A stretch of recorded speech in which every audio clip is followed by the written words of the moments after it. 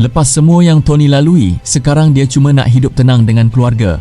Bila Steve datang minta bantuan, Tony terus tolak. Bukan sebab dia tak peduli pasal dunia, tapi sebab sekarang dia ada keluarga yang dia takut hilang. Tapi walaupun dia dah kata tak nak campur tangan, Tony masih fikir pasal masalah tu. Lepas nampak gambar Peter, dia mula fikir balik pasal time travel dan akhirnya berjaya selesaikan masalah tu. Akhirnya, Tony datang ke markas Avengers dan setuju untuk ikut misi. Kali ni, dia dah bersedia untuk ambil risiko tu. Tapi bila Thanos hampir menang, Tony pandang Strange. Strange cuma angkat satu jari.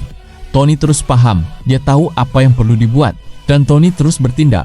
Dia pindahkan Infinity Stones ke dalam suit nanonya dan guna batu tu untuk lenyapkan tentera Thanos.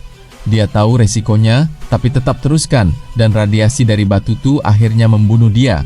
Tony sanggup korbankan diri supaya orang lain, termasuk keluarga dia, boleh terus hidup.